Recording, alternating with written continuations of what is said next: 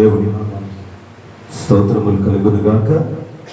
మంచిది క్రీస్తునందు ప్రియ దేవుని సంగమా, ఉపవాస ప్రార్థనలో పాలుభాగస్తులైన మీరందరూ దేవుని కృప ఆశీర్వాదము నందదగిన వారు. దేవునికి స్తోత్రం, హల్లెలూయా. మంచిది సమయాన మరి వాక్య నిమిత్తమై మరి ప్రార్థన చేసుకుందాం, మరి వాక్యం కోసం సిద్ధపడదాం. దేవుడు నీతో మాతో మనందరితో దేవుడు మాట్లాడులాగున ప్రభు సన్నిధిలో ప్రార్థన పూర్వకంగా గడుపుదాం. మరి వాక్యానికి సమయమైంది కనుక ప్రార్థించుకుందాం. స్తోత్రం స్తోత్రం స్తోత్రం. అందరు తల వచ్చి కళ్ళు మూసుకున్నట్లయితే ప్రార్థనలో ఎగిపోయిద్దాం. కృపా సత్య సంపూర్ణ సర్వాధికారి నామము పరిశుద్ధము పరిశుద్ధము పరిశుద్ధము పరిశుద్ధము. తండ్రి, నీ చిత్తము నెరవేర్చుట, నాయనా నీ బిడ్డలను ఏర్పరచుకునుట, ఇది నీ చిత్తము, నీ ప్రణాళిక అయి ఉన్నది. ఈ దినంలో ప్రభువా, ప్రతి వారము శుక్రవారములాగే మరొక మారు నీ సన్నిధానములో చేరుట నీ కృపయే కారణమై ఉన్నది తండ్రి. నీ కృపలోనికి నా కలువరిలో ఆయన మా కొరకే ప్రాణము పెట్టి మరలా మృత్యుంజయుడవై తిరిగి లేచిన దేవుడవని, ఏకైక నాదుడవు నీవే అని నీ సన్నిధిలో ప్రార్థిస్తున్నాను. ఈ దినమును ఎందు నిమిత్తము నీ సన్నిధానంలో చేరాము, ఎందు నిమిత్తము నీ సన్నిధికి మేము ప్రభువా వచ్చి ఉన్నాము. సమస్తము ఎరిగిన వాడు మాట్లాడు నాయన. ప్రభువా, నీవే మాట్లాడి ప్రతి బిడ్డను దర్శించి నీ నామమునకు మహిమకరంగా తండ్రి నీ దాసుని నిలబెట్టుకొని వాడుకొనుమని ప్రార్థిస్తూ ఉన్నా. ప్రేమగల దేవా, ఈ లోకములనైనా మనుషులు బ్రతుకు పోరాటములు అలసిపోయారు, బ్రతుకు జీవనమును కోసమై పరుగులు తీస్తూ ఉన్నారు. దేవా, సమస్తమును ముందుగా నేను సమకూర్చి ఉన్నామని ఎరుగకే మర్చిపోయి లోకాశల వైపు ఉన్నది. తండ్రి, ఈ జ్ఞానోపదేశము ప్రతి ఒక్కరికి కలగజేయమని నీ సన్నిధిలో ప్రార్థిస్తున్నానయ్యా. ఈ బిడ్డల పక్షాన మీరున్నారు. నీ దాసుని నీ మాట ఉంచి బలపరచండి. అమూల్యమైన నీ శ్రేష్టమైన సందేశము ద్వారా చేరిన బిడ్డలందరినీ ఈ మాటల ద్వారా వారి హృదయంలో తృప్తిపరచండి. శబ్ద తరంగము ద్వారా లైవ్ ద్వారా చూస్తున్న బిడ్డలందరూ ఉన్నారు, వింటున్న వారందరూ ఉన్నారు. ప్రతి ఒక్కరికి అటు జ్ఞానము బుద్ధిని వివేకమును దయచేయమని మరొక వారు ఆ బిడ్డలు బట్టి నీ సన్నిధిలో ప్రార్థిస్తూ ఉన్నారు. వందన సమయము నీది, ఆ సమయమును మేము సద్వినియోగం చేసుకుంటే నీ మాటల కొరకై వినగలిగిన చెవులుగా గ్రహింపగల హృదయముగా సిద్ధము చేసుకొని నీ సన్నిధిలో ప్రార్థిస్తున్నాము తండ్రి. ఆ ప్రార్థన విని ఆలకించి నీ నామమునకు మహిమ తెచ్చుకొనమని నీ ముందున్న సమయం అంతని నీ అధికారమునకు ఒప్పుకుంటూ మమ్ము తగ్గించుకొని నామాన్ని ఇచ్చిస్తూ వేడుకుంటూ మా రక్షకుడు పాప విమోచకుడైన యేసుక్రీస్తు నామములోని అడిగి వేడుకొని ఈ ప్రార్థన నీకు సమర్పించుకొని ప్రార్థిస్తూ ఉన్నాము తండ్రి. ఆమేన్. హల్లెలూయా. అందరూ చెప్దాం హల్లెలూయా. ప్రభునకే స్తోత్రములు కలుగునుగాక. మంచిది క్రీస్తునందు పిల్లరా, మరొక మారు ఈ శుక్రవారపు ఉపవాస ప్రార్థన కూడికలో మనము పాలువారమై ఉండుట, అది మనకు ఆశీర్వాదం, మన కుటుంబానికి దీవెనకరమని ప్రభు పేరట తెలియజేస్తూ ఉన్నా. మరి చేరి ఉన్న మీ అందరికీ ప్రభు అయిన యేసు పరిశుద్ధ నామములో మరి అందరికీ శుభాలు తెలియజేస్తూ వందనాలు తెలియజేస్తున్నా. దేవుడు మిమ్మును మీ కుటుంబాలను దీవించి ఆశీర్వాదకరంగా మార్చునుగాక. హల్లెలూయా. మంచిది పిల్లరా, మరి ఈ సమయాన కొద్ది నిమిషాలు మనము దేవుని వాక్యాన్ని విందాం. మరి శ్రద్ధ కలిగిన దేవుని మాటలు వినగలిగినవి, గ్రహింపదగినవి, హృదయమునకు గోచరమైనవి. మరి ఇటు మాటలతో మనము సిద్ధం చేసుకుంటున్నాం. ఆయన రాకడ వరకు వధువు సంఘముగా సిద్ధపడదాం. దేవునికి స్తుతి కలుగునుగాక. మంచిది. ఈరోజు ఒక ప్రాముఖ్యమైన సందేశంతో దేవుడు మీ ముందుకు ఉంచాడు. ఈ దిన దేవుని వాక్య సందేశము ఏమిటి అంటే, విడువని విశ్వాసం. వీడని విశ్వాసం. విడువనన్నా వీడని అన్న ఒకటి. మరి పిల్లరా, వీడని విశ్వాసముతో లేదా విడువని విశ్వాసముతో మరి ఏ రీతిగా ముందుకు కొనసాగాలి, ఏ రీతిగా దేవుణ్ణి మరి ఎందు విశ్వాసం ఉంచాలి అనే సందేశముతో మరి ఈరోజు కొద్ది నిమిషాలు దేవుని వాక్యాన్ని మనము శ్రద్ధగా ధ్యానం చేద్దాం. విడువక, మరి ఈ మాట చాలా ప్రాముఖ్యమైనది. ఇప్పుడు చెప్పబడిన అంశంలో ప్రాముఖ్యమైన మాట విడువక. చూద్దాం. ఈరోజు ఒక స్త్రీని గురించి మరి చెప్పాలని ఒక ఆశతో దేవుడు నన్ను ఈ రీతిగా సిద్ధం చేశాడు. అయితే వీడని విశ్వాసము అనగా ప్రేమికులారా, సాధారణంగా విడజాలలేని విశ్వాసం అని కూడా అర్థమిస్తుంది. అంటే ఎప్పటికీ ఆ విశ్వాసమును విడవకుండగా దేవుని యందు నిలిచి ఉండుట అని కూడా మరి తెలియజేస్తూ ఉంది. కాబట్టి పిల్లరా, మరి వీడని విశ్వాసము విడిచిపెట్టలేనిది, ఒక నమ్మకము కలిగినది.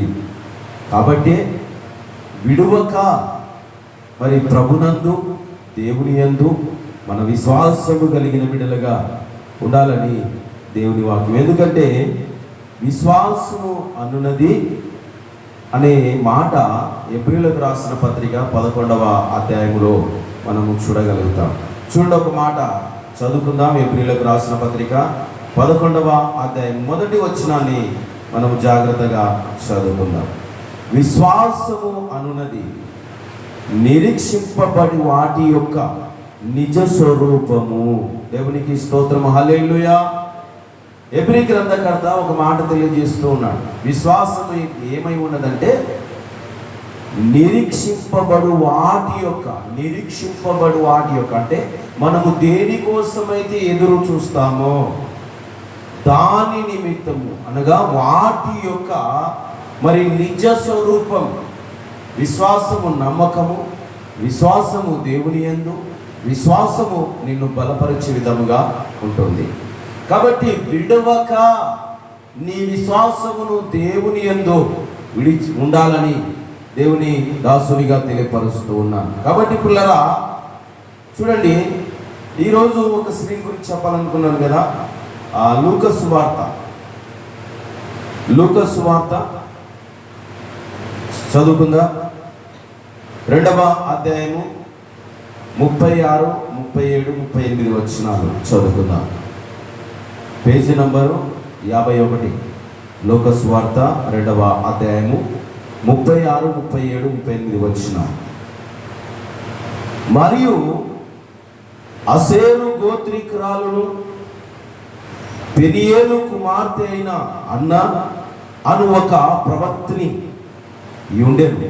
ఆమె కన్నత్యము మొదలుకొని 7 ఏళ్ళు పెనిమిటితో సంసారము చేసి బహుకాలము గడిచినదై 84 సంవత్సరములు విధవరాలై ఉండి దేవాలయము విడువక, ఇక్కడ చూడండి, విధవరాలై ఉండి దేవాలయము విడువక ఉపవాస ప్రార్థనతో రేయింబగలు సేవ చేయుచు ఉండెను. మరొక విషయం కూడా అక్కడ రాయబడింది. ఆమె కూడా ఆ గడియలోని లోపలికి వచ్చి దేవుని కొనియాడి యెరూషలేములో విమోచన కొరకు కనిపెట్టుచున్న వారందరితో ఆయన గురించి మాట్లాడుచు ఉండెను. దేవుని నామానికి స్తోత్రము, హల్లెలూయా. ప్రేమైన దేవుని బిడ్డలారా, ఇక్కడ ఒక ప్రవక్త్రి కనబడుతోంది మనకు. హన్న అనే ఒక ప్రవక్త్రి కనబడుతున్న విషయం మనం చూస్తూ ఉన్నాం. ఈమె పెళ్ళైన 7 సంవత్సరాల వరకు తన కన్నత్వమును, మరి అక్కడ చెప్పబడిన మాట ఏంటి, మొదలుకొని 7 ఏళ్ళు తన పెనిమిటితో సంసారం చేసిన స్త్రీగా కనబడుతూ ఉంది.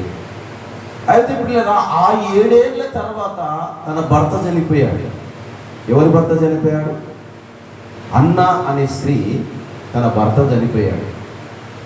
మరి తన భర్త చనిపోయిన తర్వాత ఆమె ఎలా బ్రతికింది, ఎలా జీవించింది అని అంటే పిల్లరా, ఆమె దుష్టులతో సాంగత్యము చేయలేదు. ఎందుకంటే చాలామంది యవన బిడ్డలు యవన కాలంలో భర్త చనిపోయినప్పుడు ఎలా ఉంటారంటే తమకిష్టం వచ్చిన జీవితాన్ని జీవించేస్తారు, తమకిష్టం వచ్చినట్టుగా నడుచుకుంటారు. వారికి ఏదైనా ఎవరైనా చెప్పారంటే మీరేంటి నాకు చెప్పేది అన్నట్లుగా ప్రవర్తిస్తారు. కానీ ఇక్కడ అన్న అలా ఉండలేదు, తనకిష్టం వచ్చినట్టుగా తిరగలేదు, అదుపు లేని జీవితాన్ని జీవించలేదు, మరి అబద్ధికులతో సాంగత్యమును చేయలేదు అని దేవుని వాక్యము తెలియపరుస్తూ ఉంది. ఎందుకు ఈ మాటలు చెప్తున్నానంటే పిల్లలు, ఇక్కడ తిమోతికి రాసిన పత్రిక మనము చూస్తే ఒకసారి, మొదటి తిమోతికి రాసిన పత్రిక ఒకసారి చూద్దాం. మొదటి తిమోతికి రాసిన పత్రిక అపోస్తులైన పౌలు గారు మొదటి తిమోతికి రాసిన ఈ పత్రికలో మరి ఒక ప్రాముఖ్యమైన విషయాన్ని తెలియజేస్తూ ఉన్నాడు. చాలామంది ఉంటున్న స్థితిని అక్కడ తెలియజేసిన, భర్త కోల్పోయిన యవన స్త్రీలు ఎలా ఉంటున్నారో వారి జీవితాల గురించి అక్కడ తెలియపరుస్తున్నాడు. అలాంటి వారిని నీవు లెక్కలోకి తీసుకొని రావద్దు అది తెలియజేస్తూ ఉన్నాడు. చూడండి, యవనస్తులైన విధవరాళ్లను లెక్కలో చేర్చుకోవద్దు. 5వ అధ్యాయము 11, 12, 13 వచనాలు. మొదటి తిమోతి 5వ అధ్యాయం 11, 12, 13 వచనాలు రాయబడిన మాటను చూద్దాం. హల్లెలూయా. ఇక రాయబడిన విషయాన్ని అంటే, యవనస్తులైన విధవరాళ్లను లెక్కలోకి చేర్చుకోవద్దు. వారు క్రీస్తునకు విరోధముగా నిరంకంశులైనప్పుడు తమ మొదటి విశ్వాసమును వదులుకొనురను తీర్పు పొందిన వారై పెళ్లాడగోరుదురు. మరియు వారు ఇంటింట తిరుగులాడుచు బద్ధకరాళ్ళుగాను మాత్రమే కాక ఆడరాని మాటలాడుచు వరదబోతులు పరుల చోలికి పోవచ్చు అరగుటకును నేర్చుకొందురు. దేవునికి స్తోత్రం. హల్లెలూయా. బద్ధకస్తులైతున్నారంట. బద్ధకస్తులవడమే కాక వారు ఎలా ఉన్నారంట, ఆడరాని మాటలు, అంటే నోటికి ఏ మాట వస్తే ఆ మాట. ఎవరు వీళ్ళు? భర్తను కోల్పోయిన యవన బిడ్డలు, ఇష్టం వచ్చినట్టుగా తమ జీవితాన్ని జీవిస్తున్న దినాల్లో. అందుకే లాంటి వారిని గురించి అపోస్తలుడైన పౌలు గారు ఒక పత్రికను రాస్తూ, ఆ పత్రికలో ఈ యవనస్తులైన ఆ విధవరాలైన స్త్రీల గురించి మాట్లాడుతున్నాడు. నాయనా తిమోతి, అలాంటి వారిని లెక్కలోకి తీర్చుకోవద్దు. కానీ పిల్లరా, ఎందుకు ఈ విషయాన్ని మీ ముందు ఉంచుతున్నాను ఈరోజు అంటే, హన్నా అనే ప్రవక్తిని ఈ స్త్రీ ఎలా ఉంది అని అంటే, భర్త చనిపోయి పెళ్ళైన సంవత్సరమును మొదలుకొని 7 ఏళ్ళు భర్తతో తన దాంపత్య జీవితాన్ని కొనసాగించింది. తర్వాత భర్త చనిపోయాడు. భర్త చనిపోయిన స్త్రీగా ఉంది, కానీ ఆ యవ్వన కాల జీవితంలో ఉన్నది, యవ్వన ప్రాయములో ఆమె ఉన్నది. ఆయా దేవుని చేత ఏర్పాటు చేయబడిన ఒక ప్రవక్తిని ఆమె ఎలా ఉంది అంటే, తన కన్యత్వమును కాపాడుకొనిన ఎలాగైతే జీవించిందో తన భర్త దగ్గర, తన భర్త చనిపోయిన నాటి నుండి అనగా 84 సంవత్సరాల వయసులో కూడా దేవుని సన్నిధిలో దేవునికి సేవ చేస్తూ ఉన్నది. అంటే యవన కాల జీవితం, యవన ప్రాయంలో ఉన్నప్పటికీ ఈమె లోకములో ఉన్న యవన స్త్రీల వలె ఉండలేదు, భర్త చనిపోయిన విధవరాళ్ల వలె ఉండలేదు. కానీ దేవుని సన్నిధిలో తన్ను తాను మరి అప్పగించుకున్నది. ఆమె ఆ 84 సంవత్సరాల వయసు వరకు కూడా దేవుని సన్నిధిలో ఉపవాసం ఉంటూ ప్రార్థన చేసింది. హల్లెలూయా.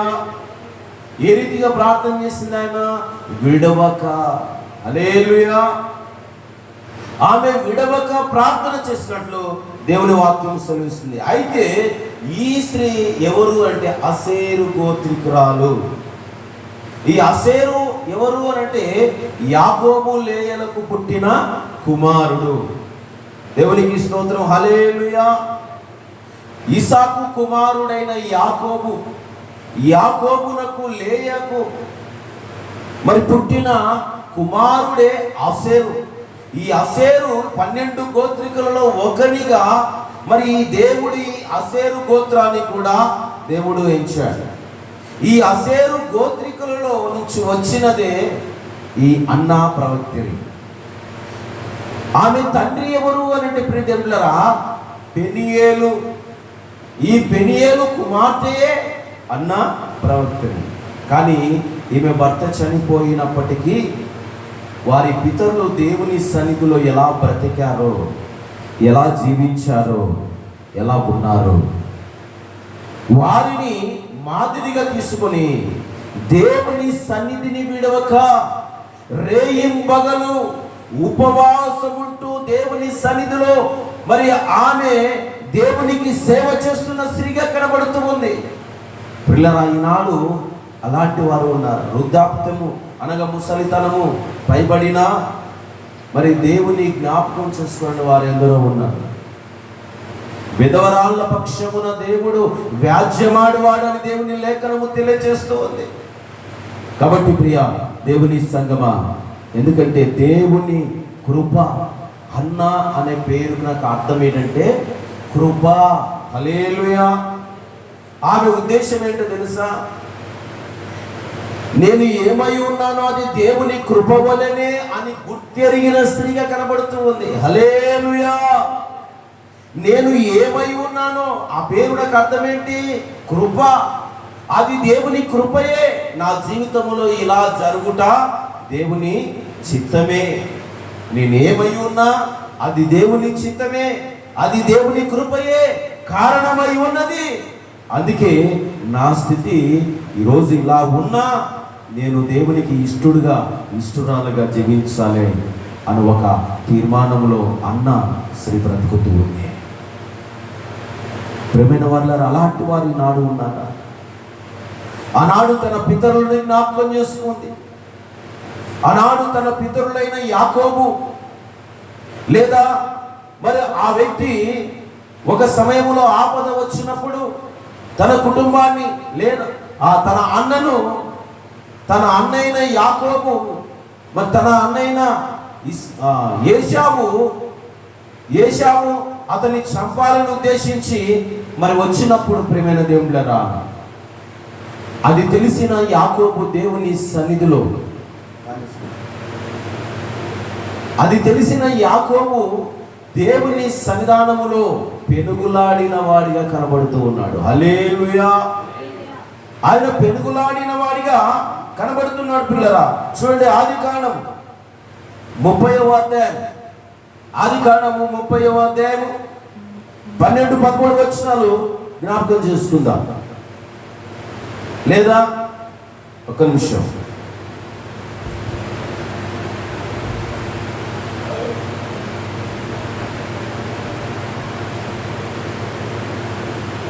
దేవునికి స్తుతి కలుగునుగా. తెల్లవారు వరకు ఆయన పెనుగులాడినట్లుగా చూడగలుగుతున్నాం. చూడండి ఒకసారి.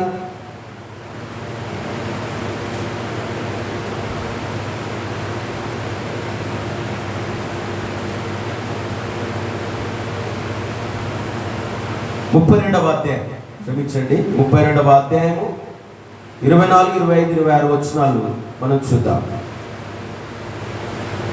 ఆదికాండము 32వ అధ్యాయము 24, 25, 26 వచనాలు. అక్కడ రాయబడిన విషయం ఏంటంటే, యాకోబు ఒక్కడే మిగిలిపోయెను, ఒక నరుడు తెల్లవారు వరకు అతనితో పెనుగులాడుచు ఉండెను. దేవునికి స్తోత్రం. హల్లెలూయా. ఒక నరుడు ప్రియమైన దేవుళ్ళరా, ప్రభు అయిన యేసుక్రీస్తుల వారు వాక్యమై ఉన్న దేవుడు, దేవుని యొక్క ఉన్నవాడు, వాక్యమే దేవుడై ఉన్నవాడు, ఆ వాక్యమే శరీరధారి అయి కృపా సత్య సంపూర్ణుడిగా మన మధ్యలో మానవునిగా నరునిగా నివాసం చేసినవాడు. ఆ నరుడే ఆ రోజున యాకోబుతో పెనుగులాడిన వాడిగా కనబడుతున్నాడు. హల్లెలూయా. ఒక నరుడు యాకోబుతో పెనుగులాడిన వాడిగా కనబడుతూ ఉన్నాడు. ఎంతవరకు అంటే తెల్లవారు వరకు పెనుగులాడుతూ ఉన్నాడు, ప్రార్థన చేస్తూ ఉన్నాడు. ఇక నన్ను పోనివ్వు అని బతిమలాడుతున్నప్పటికీ నన్ను ఆశీర్వదిస్తే కానీ నేను నిన్ను పోనివ్వను. చూడండి ప్రియమైన దేవులారా, అలాంటి త్యాగం ఈ అండలోనికి వచ్చింది. ఎప్పటిదాకా? ఆ రాత్రి మాత్రమే యాకోబు పెనుగులాడు మరి దేవునితో ప్రార్థన చేశాడు. ఆ రాత్రి మాత్రమే దేవుని దీవెన పొందుకోవడానికి ఆరాటపడ్డాడు. కానీ అన్న మాత్రము 84 సంవత్సరాల వయసు వచ్చినంత వరకు వచ్చినా కూడా ఆమె దేవుని సన్నిధిలో ప్రార్థన చేస్తూనే ఉన్నది. ఏ రీతిగా ప్రార్థన చేస్తూ ఉంది? ఏదో గంట 2 గంటలు కాదండి, ఏదో దినము 2 దినాలు కాదు, ఏదో ఆన్లైన్ ప్రేయర్ ఆరాధన, ఆదివారం ఆరాధన, శుక్రవారం ఉపవాసం కూడికని కాదు. అక్కడ ఆమె ప్రతిరోజు రేయింబగలు దేవుని సన్నిధిలో గడుపుతూ, దేవుని వాక్యం సెలవిస్తుంది ప్రియదేవులారా, రేయింబగలు దేవుని సన్నిధిలో గడుపుతూ ఉపవాసం ఉండి ప్రార్థన జీవితాన్ని గడుపుతూ ఉంది. అందుకే దేవుని వాక్యములో సెలవేయబడినట్లుగా ఆమె ఒక ప్రవక్తిని. ఇంకొక విషయం మీద కూడా ఆమె మరి కొన్ని విషయాలు అక్కడ ఇంకొక విషయం కూడా జ్ఞాపకం చేసుకున్నది. ఏంటి అంటే ఆ 38వ వచనం, లూకా సువార్త 2వ అధ్యాయం 38వ వచనం, ఆమె కూడా, ఇక రాయబడిన మాట ఏమిటి?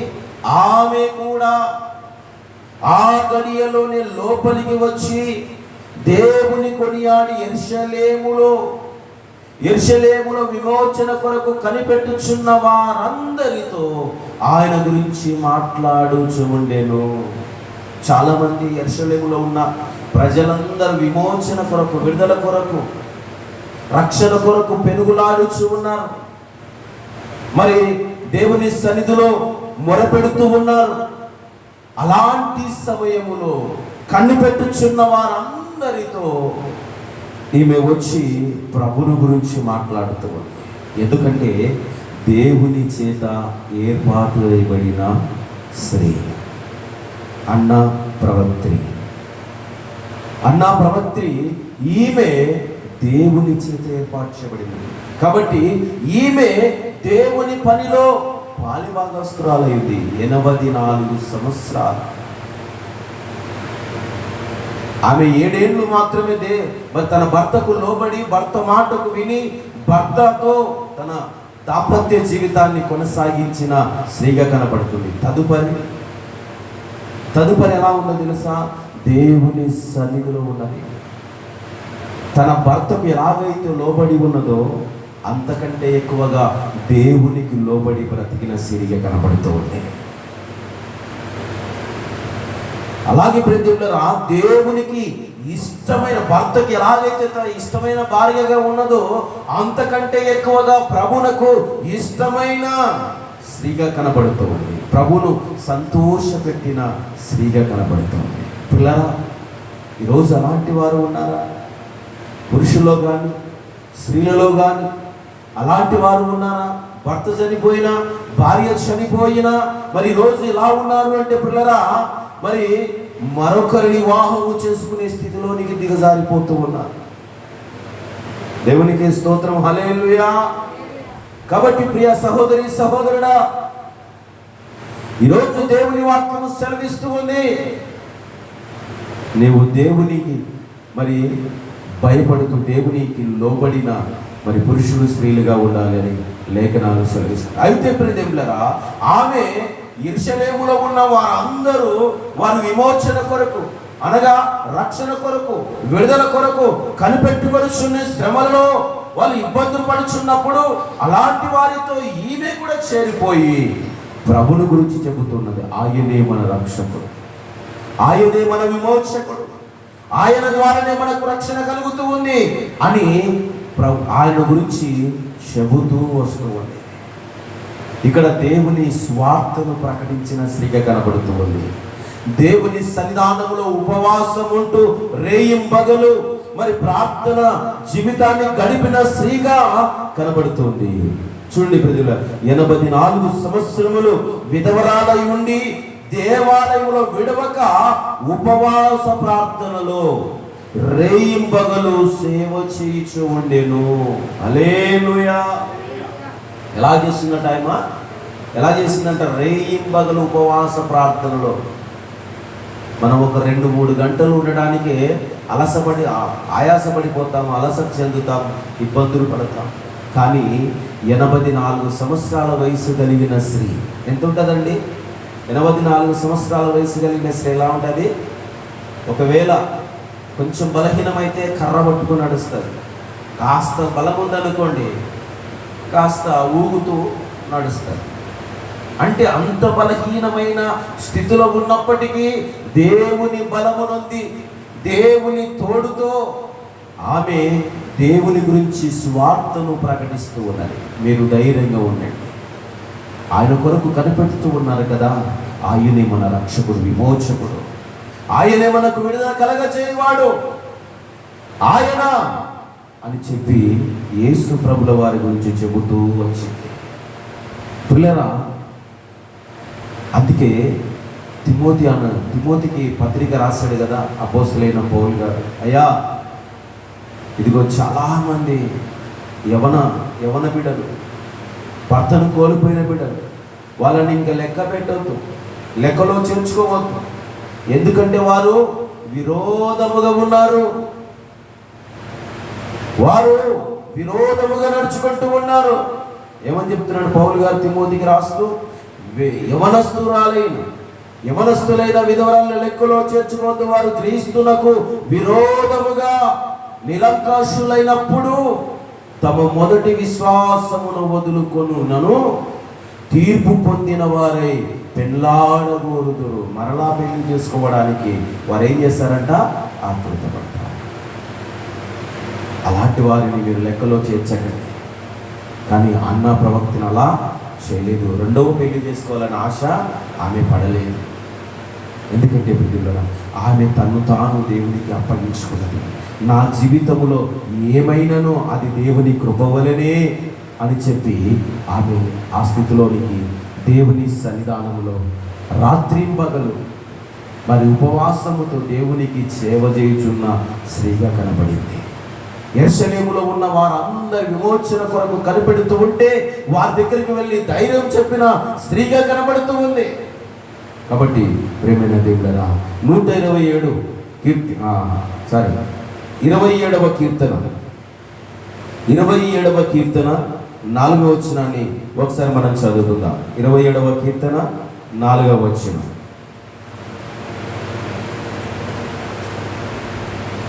27వ కీర్తన 4వ వచనాన్ని ఒకసారి చదువుకుందాం.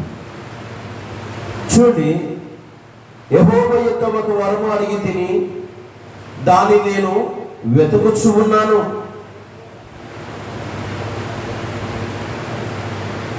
యెహోవా ప్రసన్నతను చూచుటకు, ఆయన ఆలయములో ధ్యానించుటకును నా జీవితమంతయు నేను యెహోవా మందిరములో నివసింపగోరుచు ఉన్నాను. ఒకసారి గట్టిగా చప్పట్లు కొడతాం. దేవుని నామానికి స్తోత్రం కలుగునుగాక. ఈమె జీవితం ఇప్పుడు ఎంతవరకు వచ్చిందండి? 84 సంవత్సరాల వయసు వరకు వచ్చింది. ఇక్కడ దావీదు చెబుతున్న మాట ఏమిటి? నా జీవితమంతా నేను యెహోవా మందిరములో నివసింపగోరుచు ఉన్నాను. యెహోవా ప్రసన్నతను చూచుటకు, ఆయన ఆలయములో ధ్యానించుటకును. దేనికోసం నివసింపగోరుచున్నాడంట? దేవుని ఆలయంలో దేనికోసం నివసింపగోరుచున్నాడు? ఆయన దేవుని ప్రసన్నతను చూపడానికి, మరి ఆయన గురించినది ధ్యానము చేయడానికి. అలాగే ఇంకోమంటాడు, ఆ పైన ఒక వరమును అడిగాను దేవునికి స్తోత్రం కలుగును గాక. ఒక వరమును అడిగాను, ఆయన ప్రసన్నతను చూడడానికి, ఆయన ఇచ్చిన కృపను నేను ధ్యానము చేయడానికి నా జీవిత కాలం అంతా దేవుని సన్నిధిలో నివసింపగోరుచు ఉన్నాను. అన్న ప్రవక్తని ఇప్పుడు ఎంతవరకు జీవించగలిగింది? ఎంతవరకు దేవుని సన్నిధిలో రేయి పగలు ప్రార్థన చేసింది? కొంతకాలం కాదు, తన జీవిత కాలం అంతా. హల్లెలూయా! తన జీవిత కాలం అంతా దేవాలయములో ఆమె నివసిస్తూనే ఉన్నది. దేవుని సన్నిధిలోనే ఉన్నది. రేయింబగలు దేవునికి మొరపెట్టుచు కొనబెట్టుచు కొనియాడుచున్న ఇష్టమైన బిడ్డల దేవునికి కనబడుచు ఉన్నది. కానీ ప్రియ సహోదరి, నువ్వు ఎప్పుడైతే దేవుని సన్నిధానములో నువ్వు మొరపెడతావో, నీ విడుదల కోసం, నీ రక్షణ కోసం, నీ కోసము నువ్వు ఎప్పుడైతే దేవుని కొరకు కనిపెడతావో, తప్పకుండా నీకు, నీ కుటుంబానికి తప్పకుండా దేవుడు విడుదల, విమోచన కలగజేస్తాడు. అందుకే ప్రతి దినము మనం ఎలా ఉండాలి అంటే దేవుని సన్నిధానములో గడిపే వారముగా ఉండాలి. దేవుని నుండి మనము వైదొలని వారముగా ఉండాలి. అన్న ప్రవక్తిని చూస్తూ ఉన్న మనం 84 సంవత్సరాల వయసులో కూడా రేయింబగలు ఉపవాసం ఉంటూ దేవునికి సేవ చేసిన స్త్రీగా కనబడుతూ ఉంది. అలాంటి విశ్వాసము ప్రతి ఒక్కరిలోనికి రావాలి. అందుకే ప్రియమైన వాళ్ళరా, ప్రియమైన దేవుని బిడ్డలారా, ఒకసారి ఉపవాసం అనే మాటకు మీకు ఇంతకుముందు ఒక అర్థం చెప్పాను. ఉపవాసం అనే మాటకు ఇంతకుముందు మీతో ఒక విషయాన్ని పంచుకున్నాను. ఆ 4 మాటలు ఉంటాయి. ఉపవాసము. ఈ 5 వచ్చిన ఈ 5 మాటలు అక్కడ 5 అక్షరాలతో ఉన్నది. ఉపవాసం అంటే ఉపేక్షించుకున్నట. ఒక భక్తుడు చెప్తున్నాడు ఈ విషయాన్ని. అంటే ప్రతిబిలరా ఉపేక్షించుకొనుట. వా అంటే మరి పరీక్షించుకొనుట. వా అంటే వాక్యమును ధ్యానించుట. సా అంటే సమర్పించుకొనుట. మరి ము అంటే ముక్తి చేరుట. దేవునికి స్తోత్రం. హల్లెలూయా. ఉపేక్షించుకుంటూ, పరీక్షించుకుంటూ, వాక్యమును ధ్యానించుకుంటూ, నిన్ను నీవు దేవునికి సమర్పించుకుంటూ ముక్తి చేరే బిడ్డగా నీవు ఉండాలి. ఉపవాసం అంటే దేవునికి దగ్గరగా ఉండడమే ఉపవాసము. హల్లెలూయా, హల్లెలూయా. అందుకే ప్రజలరా, అన్న మరి చిన్న వయసులో భర్తను కోల్పోయింది. భర్తను కోల్పోయినప్పటికీ జీవితాన్ని తనకి ఇష్టానికి మార్చుకోలేదు. దేవునికి ఇష్టముగా ఆమె జీవించింది. భర్తకు లోబడినట్లుగా దేవునికి లోబడింది. భర్తను కోల్పోయాను కదా, ఇంకొక మరో పెళ్లి చేసుకుందామనే ఆలోచన ఆమెలోనికి రాలేదు. చాలా మంది ఉన్నారు యవనస్తులు, ఆ రోజుల్లో ఉన్నారు. ఆ రోజుల్లో ఉన్నందుకే అలాంటి యవన స్త్రీ, యవన స్త్రీలైనా మరి విధవరాలను లెక్కలో చేర్చవచ్చు. వారు తమ విశ్వాసమును విడిచిపెట్టుకోవాలనుకుంటూ ఉన్నారు. మరలా వారు పెళ్ళాడాలనుకుంటూ ఉన్నారు. మరి వారు బద్ధకస్తులుగా ఉంటూ ఉన్నారు. మరి అదుపు లేని స్త్రీలుగా కనబడుతూ ఉన్నారు. అలాంటి వారిని లెక్కలోకి తీసుకోవచ్చు. వారు క్రీస్తునకు విరోధముగా నడుచుకుంటున్నారు. కానీ అన్న అలా నడుచుకోలేదు. దేవునికి ఇష్టరాలుగా నడుచుకున్నట్లు దేవుని. అందుకే ఆయన ఏం చేసిందంటే విడువక. హల్లెలూయా. ఆమె ఏం చేసింది? విడువక దేవుని సన్నిధిలో ఉపవాసం ఉంటూ రేయింబగలు ప్రార్థన చేస్తూ ఉంది. అందుకే ప్రియదేవులారా, నువ్వు విడువక దేవుని సన్నిధిలో గడపాలి. విడువక దేవుని సన్నిధిలో ఉపవాసంతో ప్రార్థన చేయాలి. విడువక నువ్వు ఎప్పుడైతే దేవునికి దగ్గరగా ఉంటావో, నీ ఎడల ఆయన కృప చూపే దేవునిగా కనబడుతూ ఉన్నాడు. చూడండి, ఇర్మీయా గ్రంథం 31వ అధ్యాయం 3వ వచనాన్ని ఒకసారి మనం చూద్దాం. ఇర్మీయా గ్రంథము 31వ అధ్యాయము 3వ వచనం, 31, 3వ వచనం. అక్కడ రాయబడిన మాట ఏమిటంటే, చాలా కాలము క్రిందట యెహోవా నాకు ప్రత్యక్షమై ఇట్లా అన్నాడు, శాశ్వతమైన ప్రేమతో నేను నిన్ను ప్రేమించుచు ఉన్నాను కనుక విడువక నీ ఎడల కృప చూపుచు ఉన్నాను. హల్లెలూయా. ప్రేమైన దేవులారా, విడువకని ఎడల కృప చూపుచున్నాను అని అంటే ఆయన మరి దేవునికి ఇష్టడుగా ఉన్న వారి ఎడలనే అటు కృప చూపగలుగుతాడు. అవునా కదా? ఎవరికి చూపుతాడు కృప? ఎవరికి పడితే వారికి చూపుతాడా? ఎవరికి కృప అంటే ఏంటి? ఈరోజు మనం బ్రతికాం, అవునా? ఈరోజు మనం సజీవులలో ఎక్కడ ఉన్నామంటే దేవుని కృపయే. కానీ ఈ కృప అధికము కావాలి అని అంటే ఆయన కృప కావాలి. హల్లెలూయా. ఇప్పుడు బ్రతికి ఉన్నాము మనము, ఈ కృప అధికము కావాలంటే ఆయన కృపయే కారణము. అందుకే అన్న ఏమంటున్నా తెలుసా? నేను ఏమై ఉన్నాను అది దేవుని కృపయే అని తలంచిన బిడ్డగా, గుర్తించిన బిడ్డగా దేవుని సన్నిధిలో రేయింబగలు ఆమె దేవునికి సేవ చేస్తూ ఉపవాసముతో విడవక ప్రార్థన చేసిన స్త్రీగా కనపడుతుంది. అలాంటి పట్టుదల, అలాంటి పోరాటం మరి దేవుని పిల్లల్లో కనపడాలి. అదే దేవుడు కోరుకుంటూ ఉన్నాడు. అదే దేవుడు నీలో నాలో మనందరిలో చూడాలని దేవుడు ఆశపడుతూ ఉన్నాడు. అటు ఆశ తీర్చి బిడలుగా మనం ఉండాలి. నీవు ఆశపడినది ఆయన తీరుస్తాడు. హల్లెలూయా. ఆశపడిన ప్రాణమును మేలుతో తృప్తిపరచువాడు ఆయన. విడువక నీ ఎడల కృప చూపువాడు ఆయనే. కాబట్టి నీవు ఆయనకి ఇష్టురాలుగా ఉండాలి. దేవుని మహిమ కలుగును గాక. హల్లెలూయా. కాబట్టి ప్రియమైన దేవుని బిడ్డలారా, ప్రియమైన దేవుని సంగమా, ఎప్పుడైతే దేవుని సన్నిధానంలో దావీదు మొరపెట్టుకున్నాడో, ఆయన మొరపెట్టుకున్న విధానం ఏంటి? నా జీవిత కాలమంతా దేవునికి నేను సమర్పణ కలిగిన వాడిగా ఉండాలి. మరి నా జీవిత కాలమంతా యెహోవా మందిరములో నివసింపగోరుచున్నానని ఆయన ఒక తీర్మానంలోనికి వచ్చాడు. ఈరోజు నువ్వు ఏ తీర్మానంలో ఉన్నావు? ఎలాంటి ఆలోచనలతో ఉన్నావు?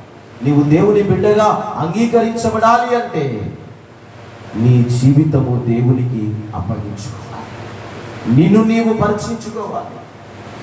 వాక్యాన్ని ధ్యానిస్తూ ఉండాలి. నీ జీవితాలను సమర్పణగా ఉండాలి. నీకు అప్పుడే ముక్తి చెందుతే బిడ్డ మరి కలుగుతూ ఉందని దేవుని లేఖనాల ద్వారా తెలియజేస్తూ ఉన్నాడు. కాబట్టి ప్రజలరా, ఒక్క మాటలో చెప్పాలంటే దావీదుగా వారి వలె మరి విడువక దేవుని సన్నిధిలో అన్న ప్రవక్తని ఎలాగైతే ఉన్నదో మనము కూడా అలాగున మన జీవితం అంతా దేవుని సన్నిధిలో గడిపే బిడ్డలుగా ఉండాలి. లోకములో ఏముందండి? లోకములో ఏముంది చెప్పండి? ఇంకొక దాని మీద ఆశ కలుగుతుంది. అమ్మాయితో వచ్చి ఇంకొక దానిపైన ఆశ కలుగుతుంది. ఆ ఆశ తీరుతుందా అంటే మరొక దానిపైన ఆశ కలుగుతుంది. సర్లే ఆశ తీరుతుంది, దాన్ని తీర్చుకుందామనే పోయేలోపు మరొక దానిపైన ఆశ. అంటే మనిషి జీవితం ఎలా ఉంది ఇప్పుడు లోకములో అంటే ఆశల వలయములో చిక్కుబడిపోయింది. హల్లెలూయా. మనిషి జీవితం అంతా ఏమైపోయింది? ఆశల వలయములో చిక్కుబడిపోయింది.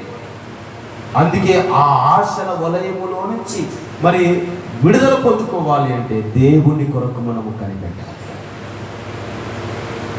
దేవుని దాసునిగా తెలియజేస్తున్న ప్రజలరా, మనము మన ఆ ఆశల వలయములో విమోచన, విడుదల మనము పొందుకోవాలి అంటే దేవుని కొరకు కనిపెట్టుకునే బిడ్డలుగా ఉండాలి.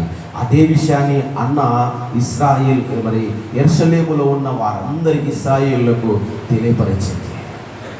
ఆయన ద్వారానే మనకు విమోచన కలుగుతుంది. ఆయన ద్వారానే మనకు రక్షణ కలుగుతూ ఉంది. ఎందుకంటే వారి విమోచన కొరకు కనిపెడుతూ ఉన్నారు ఇశ్రాయేలులందరూ, ఆ యెరూషలేములో ఉన్న ప్రజలందరూ. ఈరోజు చాలామంది ఎదురు చూసే బిడ్డలుగా కనబడడం లేదు. ప్రజలుగా రక్షణ అంటే కేవలము బాప్తిసం తీసుకుంటే అయిపోతుంది అనుకునే స్థితిలో ఉండిపోతూ ఉన్నారు. బాప్తిసం అంటే ప్రజలరా ప్రభులోనికి నీవు ఒక అడుగు వేయడం. దేవునికి స్తోత్రం. హల్లెలూయా. ప్రభులోనికి రావడానికి, నిన్ను నీవు దేవునికి సమర్పించుకోవడానికి, ప్రభును అంగీకరించినట్లుగా అది బాప్తిసం. ప్రభు అని ఒప్పుకున్నట్లుగా అది బాప్తిసం. కాబట్టి ప్రియదేవులారా, సంపూర్ణ రక్షణ ఎప్పుడు కలుగుతుందంటే దినదినము నువ్వు నీ జీవితాన్ని మార్చుకుంటూ రావాలి. ఇప్పుడు బొంగలి పురుగు మనకందరికీ తెలుసు. మొదటి ఎలా ఉంటుంది? గొంగళ పురుగు చూడగానే పట్టుకుంటారా గొంగళ పురుగుని ఎవరైనా? ఎందుకని? దాని ఒళ్ళంతా వెంట్రుకలు, అది పట్టుకోవడానికి కూడా అసహ్యకరంగా ఉంటుంది. అవునా కాదు? ఇప్పుడు మనిషి జీవితంలో కూడా అంతే. దేవునిలోనికి రాకముందు మనిషి మరి బాగున్న కొంతమంది చూస్తూ ఉంటారు, మరి కొందరి జీవితాలను, ఆ జీవితాలను చూసి అసహించుకుంటారు. గొంగళ పురుగును మనం ఎలాగైతే అసహించుకుంటారో మన జీవితంలో కొన్ని సంఘటనలు జరగనివి జరగరానివి క్రీస్తునకు దేవునికి విరోధముగా చేసిన వాటిని చూసినప్పుడు అవి మనుషులకు అసహ్యకరంగా కనబడతాయి. కొన్ని రోజుల తర్వాత గొంగళి పురుగు ఏమవుతుందండి? ఏమవుతుంది? గొంగళి పురుగు సీతాకోక చిలకగా మార్చబడుతుంది. అప్పుడు సీతాకోక చిలక ఎగిరిపోతుంటే కూడా దాన్ని వెంటబడుతుంది పట్టుకోవడానికి. ఎందుకని? దాని అందాన్ని చూసి. దేవునికి స్తోత్రం, హల్లెలూయా. గొంగళి పురుగుగా ఉన్న ఇది సీతాకోక చిలకగా మార్చబడినప్పుడు దాన్ని పట్టుకోవడానికి వెంటబడతాం కదా. అలాగే నీ జీవితము కూడా పాప జీవితంలో ఉన్నప్పుడు, నీ విమోచన కొరకు నువ్వు ఎదురు చూచినప్పుడు, ఆ జీవితము మార్చబడినప్పుడు, ఆ జీవితము పరిశుద్ధముగా తీర్చిదిద్దబడినప్పుడు, అది దేవునికి ఇష్టమైనగా మార్చబడినప్పుడు నిన్ను బట్టి కొందరు దేవుని యొద్దకు నడిపించబడతారు. అందుకే అన్న ప్రవక్తిని భర్త కోల్పోయినని అధైర్యించడలేదు. నన్ను సృష్టించిన వాడే నాకు భర్త అయి ఉన్నాడని తన జీవితాన్ని అపరిశుద్ధపరచుకోలేదు, లోక జీవితముగా మార్చుకోలేదు, దేవునికి ఇష్టమైన జీవితముగా మార్చుకుంది. ఎంతవరకు? తన జీవించినంత కాలం. దావీదు ఎందుకు నివసించాలనుకున్నాడు దేవుని సన్నిధిలో? ఎందుకు ఆశపడ్డాడు అంటే ఆయన ఒక వరాన్ని అడిగాడు. దేవా, నీ ప్రసన్నతను నేను చూడాలి, నీ మాటల గురించి, నీ వాక్యముల గురించి నేను ధ్యానం చేయాలి, నా జీవిత కాలం అంతా నీ సన్నిధిలో నేను నివసించాలి ప్రభువా, నీ ప్రసన్నత నాకు కావాలి. ఆ ప్రసన్నతను మనం సంపాదించుకోవాలి. ప్రజలారా, మన జీవిత కాలం అంతా దేవుని సన్నిధిలో మొరపెట్టుకున్న తీరనిది మన రుణము. ఎందుకంటే అంత గొప్ప రక్షణ మనకి ఇచ్చాడు. గట్టిగా చెప్పండి వద్ద. అంత గొప్ప రక్షణ ప్రభు మనకి ఇచ్చాడు.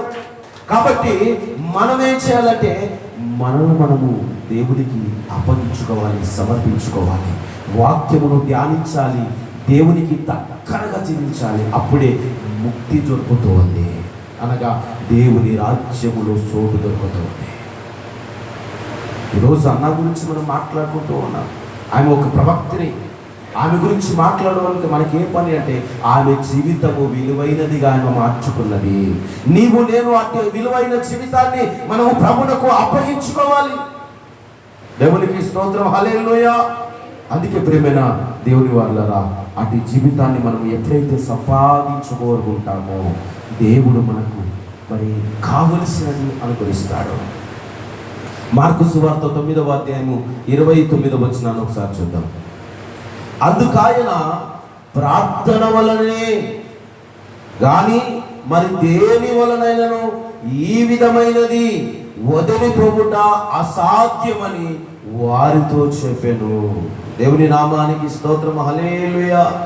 ఇక్కడ మార్కు సువార్త 9వ అధ్యాయం 29వ వచనములో అక్కడ చెప్పబడిన విషయం ఏమిటి అంటే ప్రతిమరా, అక్కడ రాబడినది ఈ విధమైనది వదిలిపోవుట అసాధ్యమని వారితో చెప్పాను. అక్కడ 28 చదవడం ఒకసారి. 28వ వచనం చదవండి. మార్కు సువార్త 9:28 వచ్చింది చదవండి.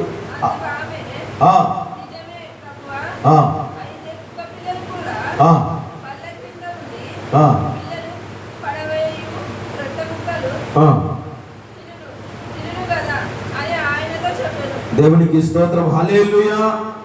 కాబట్టి ప్రియమైన దేవుని బిడ్డలారా, ఇక రాయబడిన విషయాన్ని మనం జ్ఞాపకం చేస్తే కానాను అనే ఒక స్త్రీ గురించి ఇక్కడ మాట్లాడుతూ ఉన్నాడు. తమ కుమార్తె దయ్యము పట్టిన స్త్రీగా కనబడింది.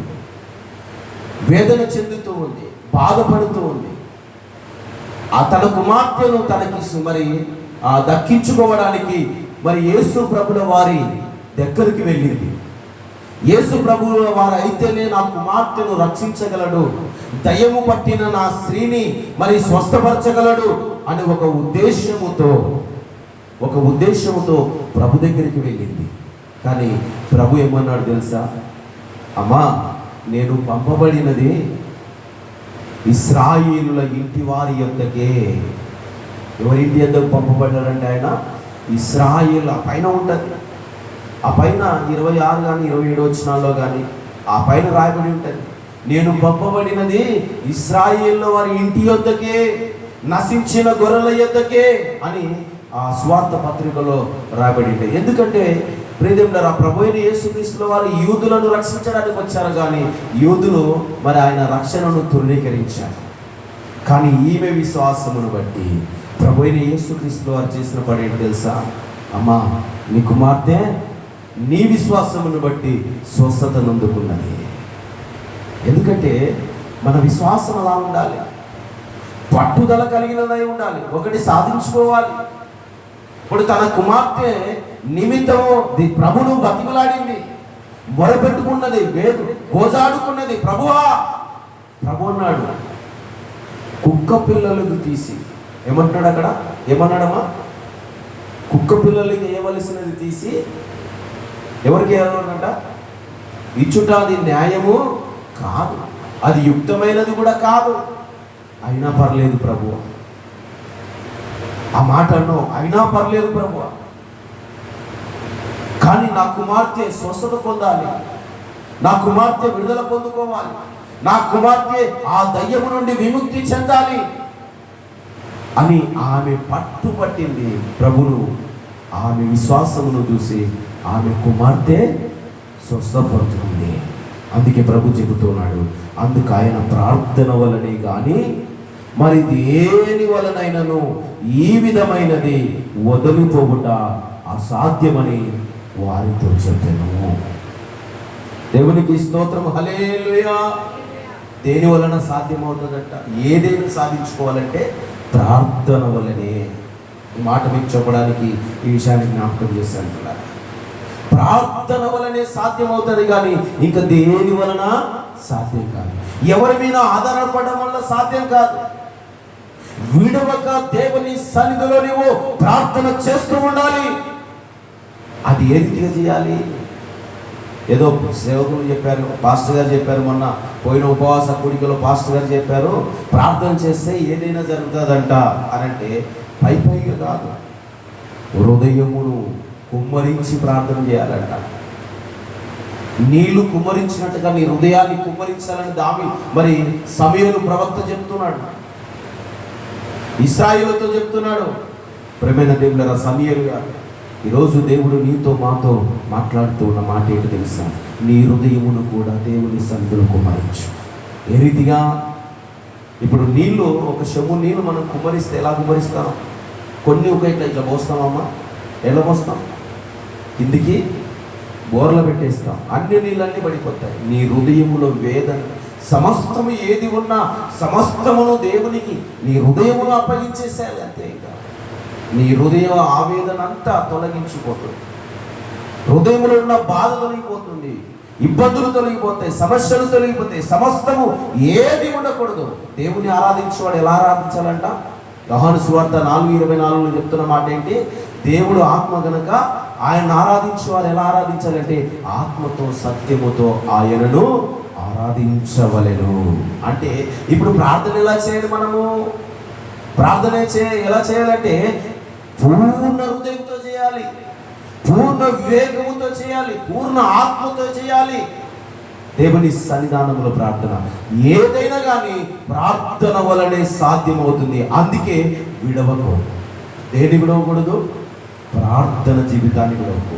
ఈ లోకములో ఎన్ని విడిచిపెట్టినా నష్టం జరగదు, కానీ నీవు ప్రార్థన మానితే మాత్రము, ప్రార్థన విడిచిపెడితే మాత్రము నీవు ఎన్ని సంపాదించుకున్నా ప్రార్థన జీవితము లేకపోతే సమస్తము వ్యర్థమే. అందుకే పౌలు గారు ఒక మాట అంటాడు, పెంటతో సమానం అన్నాడు ఆయన. దేనిని?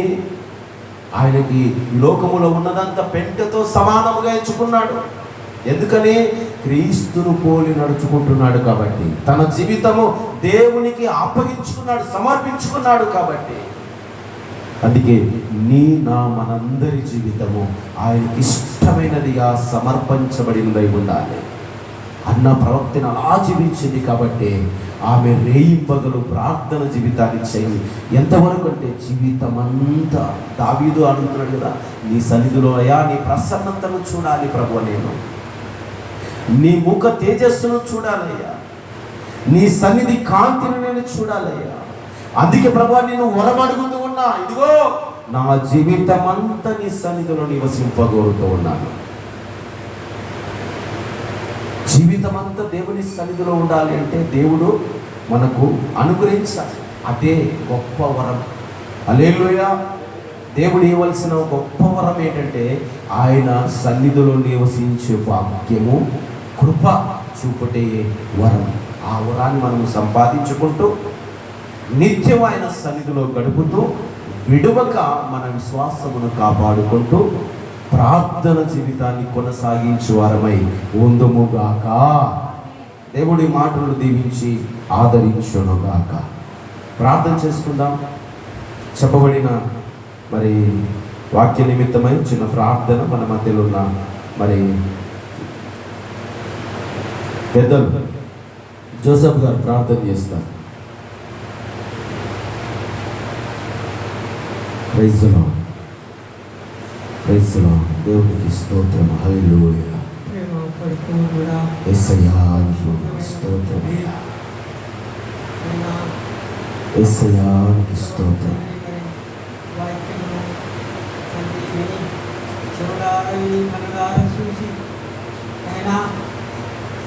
విడువక ప్రార్థించేవారుగా ఉండటం మాకు అటువంటి బుద్ధి,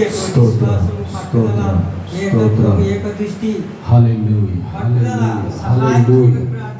ప్రభువానికి వందనాలు. ఎన్నో ఆశలు, సర్వోన్నతుడానికి స్తోత్రం. ఎన్నో ఆలోచనలు కలిగిన మనుషులము, మహాగరుడానికి స్తోత్రం. నీవు ఆయన మాకు సహాయం చేసే దేవుడు, నడిపించే దేవుడు, పోషించే దేవుడు, గాలి వర్షములు ఇస్తున్న దేవుడు, నీకే మహిమ కలుగును. స్తోత్రములు చెల్లించుకుంటూ కృతజ్ఞతలు చెల్లించుకుంటూ ఇతరులకు అప్పచెప్పుకుంటూ ఇన్న వాక్యమును ధ్యానించుటకు మాకు సహాయం చేయమని ఇతరులకు అప్పచెప్పు తగ్గించుకుంటూ యేసు క్రీస్తు అడుగుతున్నాం తండ్రి. ఆమేన్. ఆమేన్. అందరం అలాగే ఉందాం. కొన్ని ప్రార్థనల రిక్వెస్ట్లు ఉన్నాయి.